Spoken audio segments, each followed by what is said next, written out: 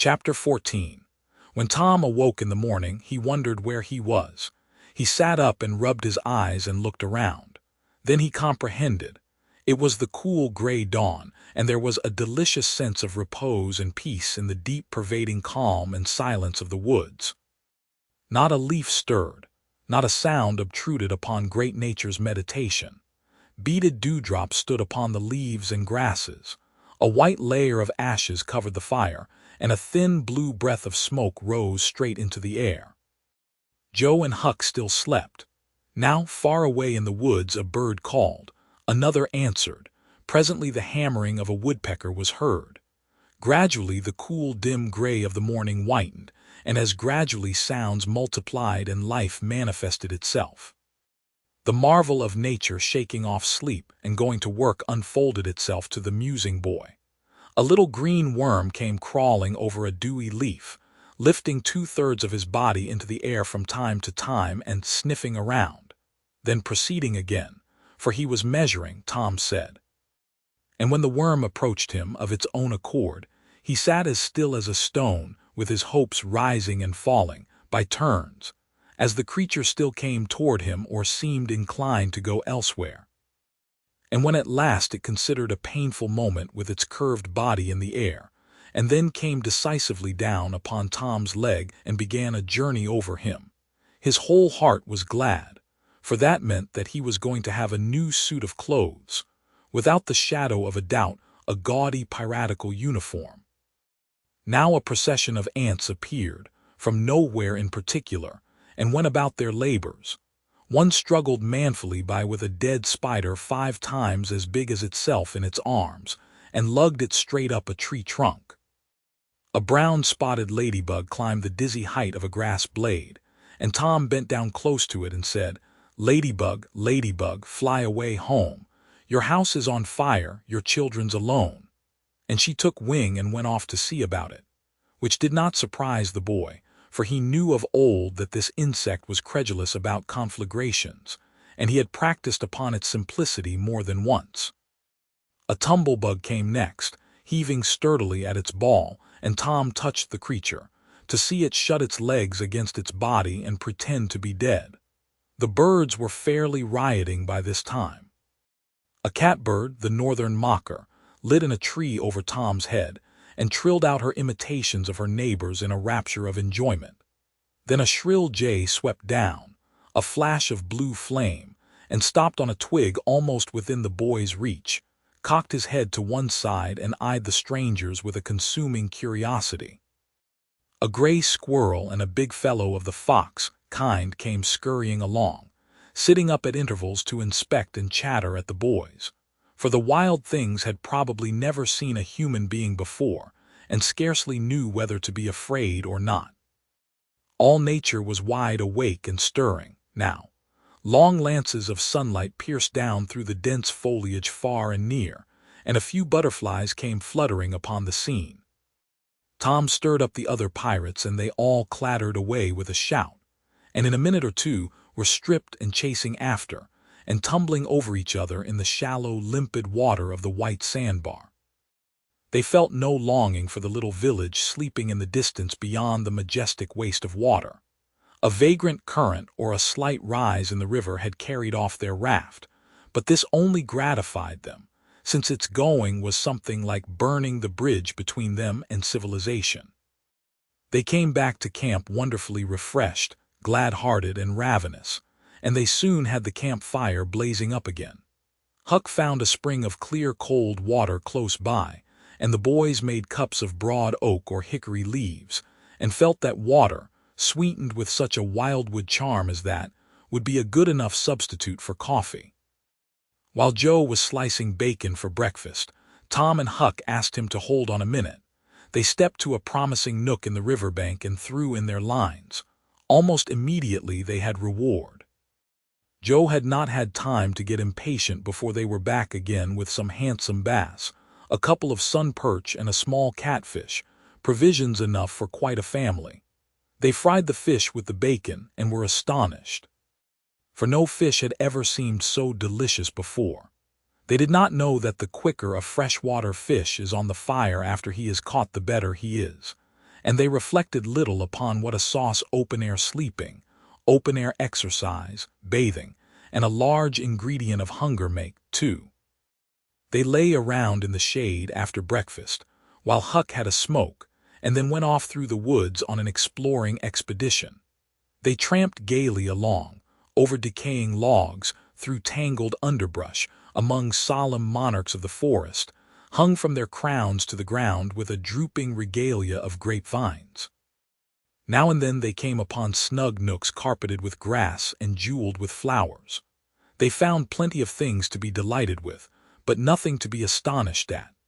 They discovered that the island was about 3 miles long and a quarter of a mile wide, and that the shore it lay closest to was only separated from it by a narrow channel hardly 200 yards wide.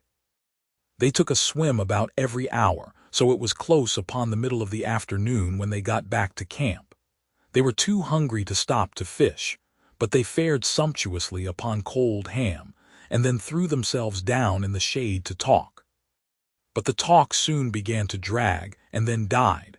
The stillness, the solemnity that brooded in the woods, and the sense of loneliness began to tell upon the spirits of the boys. They fell to thinking. A sort of undefined longing crept upon them. This took dim shape presently. It was budding homesickness. Even Finn, the red-handed, was dreaming of his doorsteps and empty hogsheads, but they were all ashamed of their weakness, and none was brave enough to speak his thought. For some time now, the boys had been dully conscious of a peculiar sound in the distance, just as one sometimes is of the ticking of a clock which he takes no distinct note of. But now this mysterious sound became more pronounced and forced a recognition. The boys started, glanced at each other, and then each assumed a listening attitude. There was a long silence, profound and unbroken. Then a deep, sullen boom came floating down out of the distance. "What is it?" exclaimed Joe under his breath. "I wonder," said Tom in a whisper. "'Tain't thunder," said Huckleberry in an awed tone, "because thunder." "Hark," said Tom. "Listen, don't talk." They waited a time that seemed an age, and then the same muffled boom troubled the solemn hush. "Let's go and see." They sprang to their feet and hurried to the shore toward the town. They parted the bushes on the bank and peered out over the water. The little steam ferry boat was about a mile below the village, drifting with the current. Her broad deck seemed crowded with people. There were a great many skiffs rowing about or floating with the stream in the neighborhood of the ferryboat, but the boys could not determine what the men in them were doing. Presently, a great jet of white smoke burst from the ferryboat's side, and as it expanded and rose in a lazy cloud, that same dull throb of sound was borne to the listeners again. "I know now," exclaimed Tom. "Somebody's drownded." "That's it," said Huck. "They done that last summer when Bill Turner got drownded. They shoot a cannon over the water, and that makes him come up to the top." "Yes, and they take loaves of bread and put quicksilver in 'em and set 'em afloat, and wherever there's anybody that's drownded, they'll float right there and stop." "Yes, I've heard about that," said Joe. "I wonder what makes the bread do that." "Oh, it ain't the bread so much," said Tom. "I reckon it's mostly what they say over it before they started out." "But they don't say anything over it," said Huck. "I've seen 'em and they don't." "Well, that's funny," said Tom. "But maybe they say it to themselves. Of course they do. Anybody might know that." The other boys agreed that there was reason in what Tom said, because an ignorant lump of bread, uninstructed by an incantation, could not be expected to act very intelligently when set upon an errand of such gravity. "By jings, I wish I was over there now," said Joe. "I do too," said Huck. "I'd give heaps to know who it is." The boys still listened and watched. Presently a revealing thought flashed through Tom's mind, and he exclaimed, "Boys, I know who's drownded. It's us." They felt like heroes in an instant. Here was a gorgeous triumph. They were missed. They were mourned. Hearts were breaking on their account. Tears were being shed. Accusing memories of unkindness to these poor lost lads were rising up, and unavailing regrets and remorse were being indulged. And best of all, the departed were the talk of the whole town, and the envy of all the boys as far as this dazzling notoriety was concerned. This was fine. It was worthwhile to be a pirate after all. As twilight drew on, the ferryboat went back to her accustomed business and the skiffs disappeared. The pirates returned to camp. They were jubilant with vanity over their new grandeur and the illustrious trouble they were making. They caught fish, cooked supper and ate it, and then fell to guessing at what the village was thinking and saying about them. And the pictures they drew of the public distress on their account were gratifying to look upon, from their point of view. But when the shadows of night closed them in, they gradually ceased to talk and sat gazing into the fire, with their minds evidently wandering elsewhere.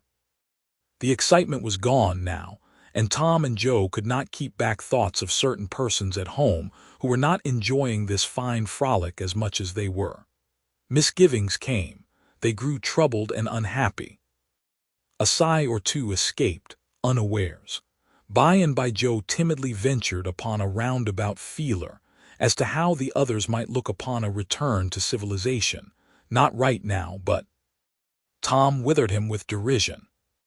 Huck, being uncommitted as yet, joined in with Tom, and the waverer quickly explained, and was glad to get out of the scrape with as little taint of chicken-hearted homesickness clinging to his garments as he could. Mutiny was effectually laid to rest for the moment. As the night deepened, Huck began to nod and presently to snore. Joe followed next. Tom lay upon his elbow motionless for some time, watching the two intently. At last he got up cautiously, on his knees, and went searching among the grass and the flickering reflections flung by the campfire. He picked up and inspected several large semi-cylinders of the thin white bark of a sycamore, and finally chose two which seemed to suit him.